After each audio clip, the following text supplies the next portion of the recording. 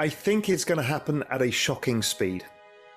So 1974, we went from everything looks okay to the worst recession since World War II in 4 months. I'm thinking it's going to look similar because of the speed of the monetary tightening, the speed of the rise of prices. So I think we are going to have a very ugly few months.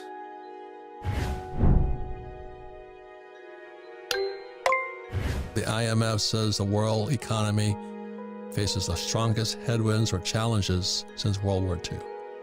So here's a penny, it's copper.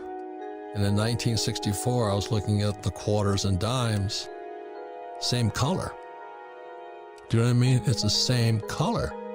So basically, in 1964, dimes, quarters, and half dollars became copper. And that's what you were talking about, debasement. And I think we're paying the price for it. And every time people did this, first was the Chinese, they printed paper money, and the Chinese empire collapsed. And then when the Romans did the same thing, debased the currency, the Roman Empire collapsed. So when the IMF made that announcement, I was going, oh my God, because are we looking at the end of the American empire? Yeah, because don't forget, the debasement of currency works in a simple way. If you're really thirsty and I have a bottle of water, you'll pay anything for it. If you're really thirsty and I've got 5 bottles of water, you're kind of thinking, yeah, I probably need some of that water, I'll buy them all, but at a lower price. If I say, here's 1 million bottles of water, you don't want any of it because there's too much water now. It has no scarcity. So if you make too much of something, it becomes less valuable. So if Da Vinci had created 50 million pieces of art, guess what? They're worthless. And so it's that concept. And what it does is, if something gets devalued versus something else, so we're not making more shares in the S&P, actually what we're doing is buying them back, making less of them.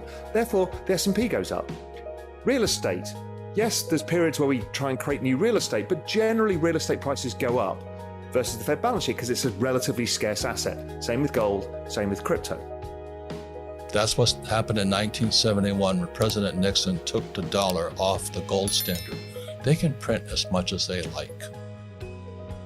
It's nothing to do with communism or capitalism. It's the banks run the world. The rich run the world. They don't care if you're communist or capitalist. So let's say you save $1 US or €1, 1 yen. The banking system can lend out 10. So the entire system is called the fractional reserve system. The fractional reserve system is also printing money. They want you to save money so they can lend out your money 10 times. So your dollar became worthless 10 times over. And then they used to pay you 10% interest on your money. Now it's at best 1%. And they're still lending it out 10 times. So that's why you don't save money, is because your money is becoming worth less and less and less and less and less. The banks are getting richer and richer and richer. Then they tax you on that interest they pay you. That 1% interest, if they pay you that much. We are going to have a very ugly few months, both economically and for markets. The question is what comes next? And that's the key point. If my base case comes into play, which is that the Fed pivot, they stop raising rates. They already started suggesting maybe we'll pause in September. My guess is June will be the last hike. And after that, they will say, well, we're just going to see, and we'll see the economy start going down the toilet. And they will start thinking, well, we're not going to do QT now either. So they're not going to start shrinking the Fed balance sheet. And before you know it, we're going to be talking about rate cuts, but we don't have many rates to cut, rates are nowhere. So the only outcome is they're going to have to print money. The Fed can print $1 trillion in less than a minute. Less than a minute.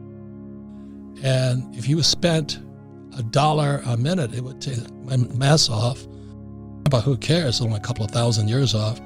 At $1 a minute, it'll still take you 34,000 years to spend $1 trillion. And it's your generation that's going to pay for it. They're bailing out the old guys like me. Every time the Fed prints money, it goes straight to Wall Street. The Fed, as we know it, is a third central bank.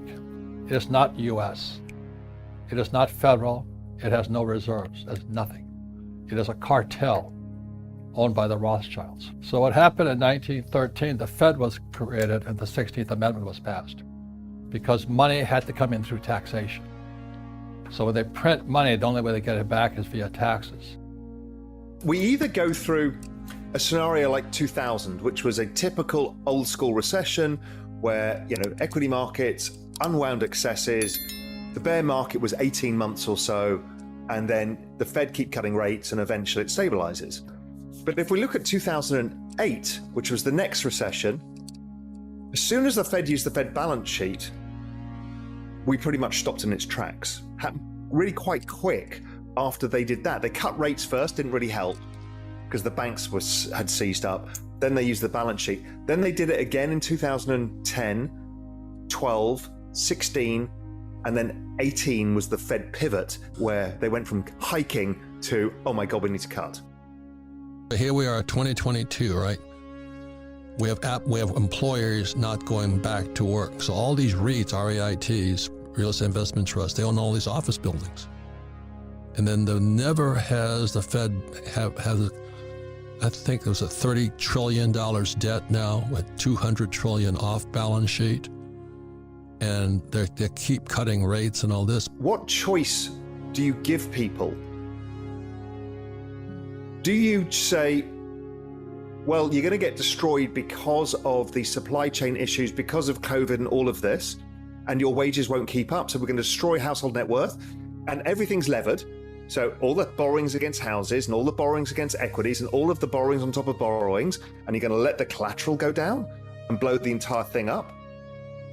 What they're trying to do is reduce the debt via financial repression, which is you basically have inflation running slightly higher, so you have than interest rates. So what you want is to reduce the real value of the debt. So if you think back to your parents, how much they paid for a house and the mortgage they had, the mortgage seems laughable.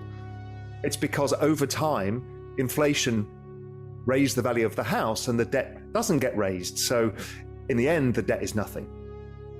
The fourth turning is here. But the people that get hammered, bull markets, make stupid people look smart. So you could be really stupid and you put your money on Apple and you got really rich. And then the bear market shows you how stupid you are. All the stupid people who think they're smart are going to find out how stupid they are. And it's going to be a very interesting time.